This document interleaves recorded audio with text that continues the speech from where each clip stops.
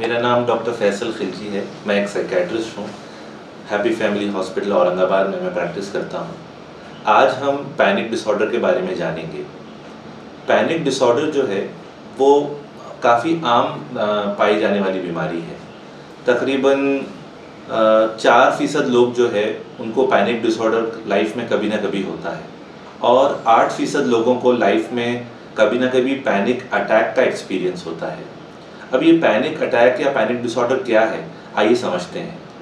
देखिए, सबसे पहले पैनिक अटैक या पैनिक डिसऑर्डर के कुछ सिम्टम्स हैं। तकरीबन कुछ 12 सिम्टम्स हैं, जैसे कि बहुत ज़्यादा घबराहट होना, दिल की धड़कन अचानक से तेज़ होना, सांस लेने में तकलीफ़ महसूस होना, ऐसा लगना कि वो चक्कर आके गिर जाएंगे, या फिर ऐसा महसूस होना कि मेरा दम रुक रहा है या मैं मर जाऊंगा, मुझे हार्ट अटैक आ जाएगा, या फिर ऐसा महसूस होना कि कहीं मैं पागल ना हो जाऊं, मेरा अपने ऊपर से कंट्रोल ना हट जाए, और मतली होना, कभी उल्टी होना, और बदन के अंदर अचानक से चूंटियां आना, बदन एकदम से सुन्न हो जाना, वगैरह वगैरह। अगर ये सिम्टम्स जो हैं, इनमें से कोई 4 सिम्टम्स भी अगर किसी इंसान के अंदर पाए जाते हैं तो उसे पैनिक अटैक बोलते हैं।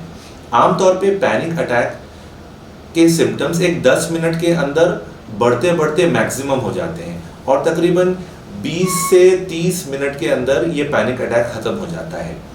पैनिक अटैक के अंदर अक्सर लोगों को इसके साथ में एक ये डर हो जाता है कि कहीं मुझे दोबारा से पैनिक अटैक ना आ जाए, और इस डर की वजह से वो घबराने लगते हैं कि मुझे पैनिक अटैक आएगा तो मैं क्या करूँगा। अगर ये सिम्टम्स किसी इंसान में दोनों पाए जाते हैं, एक 15 दिन से ज़्यादा अगर वक्त से सिम्टम्स हो रहे हैं, तो उसे हम पैनिक डिसऑर्डर कहते हैं। अच्छा, पैनिक डिसऑर्डर के साथ साथ बहुत से लोगों को एक ख़ास किस्म का डर भी हो जाता है। वो ये होता है कि मैं कोई ऐसी जगह पर ना जाऊं जहां से मुझे फ़ौरन निकलना मुश्किल हो। यानी अगर फॉर एग्जांपल मैं ट्रेन में जाऊंगा तो ट्रेन जब तक नहीं रुकेगी तो मैं कैसे उतरूंगा। अगर मुझे वहां पैनिक अटैक आ जाएगा तो मैं क्या करूंगा। मैं किसी बस में ट्रैवल करूंगा और वो अचानक से नहीं रुकेगी तो मैं क्या करूंगा। फ्लाइट में ट्रैवल करने का डर हो जाता है। इसी तरीके से लिफ्ट में, किसी ब्रिज के ऊपर जाने में, और किसी क्लोज्ड स्पेस के अंदर या बहुत भीड़ भाड़ वाली जगह में जाने में भी डर महसूस होने लगता है। तो ये डर जो है इसको अगोराफोबिया कहते हैं।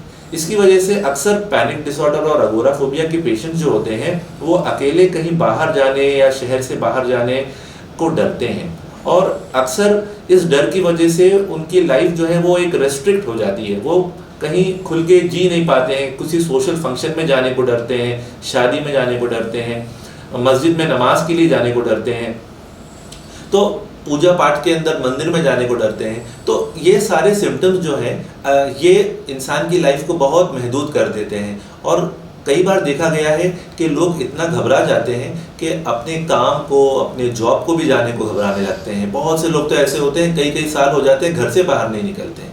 तो ये एक डिसऑर्डर है जिसका इलाज मुमकिन है।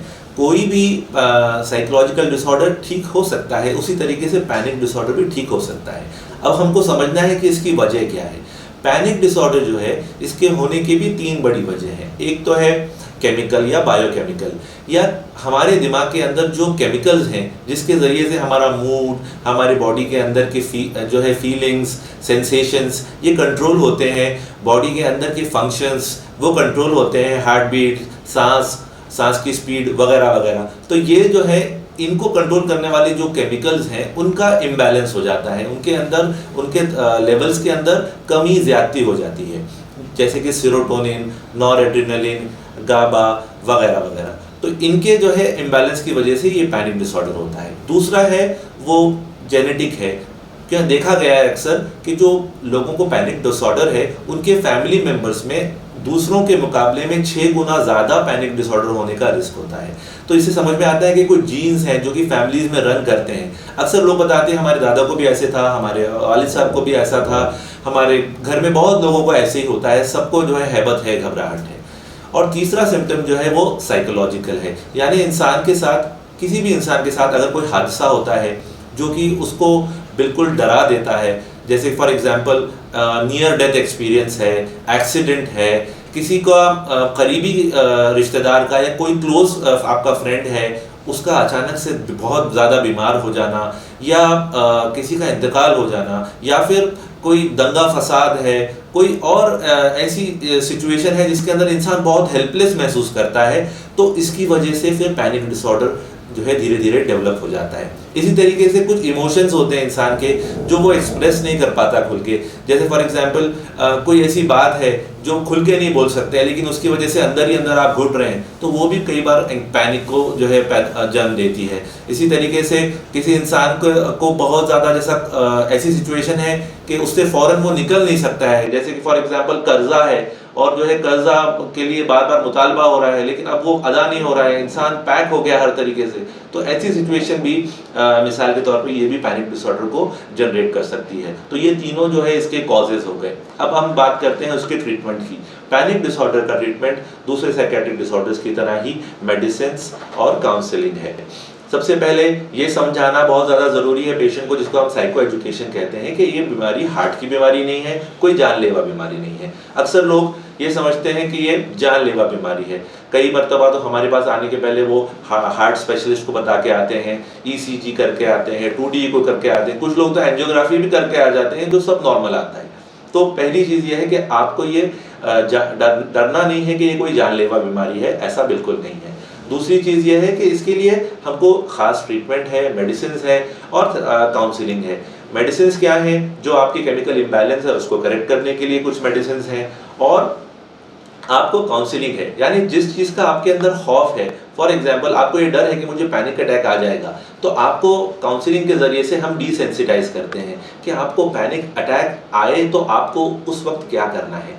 एक चीज़ तो यह है कि आपको उस वक्त गहरे गहरे सांस लेना है धीरे धीरे। इसके ज़रिए से क्या होता है, ऑटोमेटिकली आपकी बॉडी में एक रिलैक्सेशन का जो है फीडबैक जाता है आपके माइंड को, और आपका माइंड जो है वो रिलैक्स होने लगता है। दूसरी चीज़ क्या है कि आप जब आपको पैनिक की जैसी फीलिंग हो तो आपको हम ज़रूरत पे लेने की SOS को एक टैबलेट देते हैं, जिससे को लेने से आपको फ़ौरन पैनिक के सिम्टम्स कम हो जाते हैं। तो आपका जो एक डर है कि मुझे पैनिक होगा तो मैं क्या करूँगा, वो दूर हो जाता है। और तीसरा जो अगोराफोबिया है कि मैं अगर कहीं जाऊँगा तो मुझे पैनिक हो जाएगा, इसकी वजह से मैं ये नहीं करूँ वो नहीं करूँ, उसको ब्रेक करना ज़रूरी है। अगर आपको पैनिक होगा भी तो आपको कुछ होने वाला नहीं है, ये आपको मालूम है, बस वो पैनिक होने लगे तो आप या तो डीप ब्रेथ्स लेने लगे, आप जो है अपनी बॉडी को रिलैक्स करना की कोशिश करें, अपने ख्यालात को डाइवर्ट करने की कोशिश करें, और ज़रूरत पड़े तो आप वो मेडिसिन ले लें, ज़बान के नीचे रख लें, तो आपका पैनिक अटैक जो है वो बहुत जल्दी ख़त्म हो जाएगा, और आपको ये कॉन्फिडेंस मिलेगा कि हाँ, मैं तो पैनिक को कंट्रोल कर सकता हूँ, मैं पैनिक के बावजूद भी कहीं भी जा सकता हूँ, और अब तो मुझे पैनिक कम होने लगा है। और इसी तरीके से धीरे धीरे धीरे आपकी लाइफ जो है वो पहले की जैसी नॉर्मल हो जाती है, और आप नॉर्मल लाइफ लीड कर सकते हैं। तो अगर किसी को पैनिक डिसऑर्डर है या ऐसे सिम्टम्स हैं तो डेफिनेटली वो ट्रीटमेंट ले, डेफिनेटली आपको ट्रीटमेंट लेने से बहुत बहुत फ़ायदा होगा। अगर आपको ये वीडियो पसंद आया है तो प्लीज़ इसको लाइक कीजिए, शेयर कीजिए, और हमारे चैनल को सब्सक्राइब कीजिए, और ये बेल आइकन को भी क्लिक कीजिए ताकि हमारी ऐसी और वीडियोस आएँ तो आपको नोटिफिकेशन मिलता रहे। Thank you very much.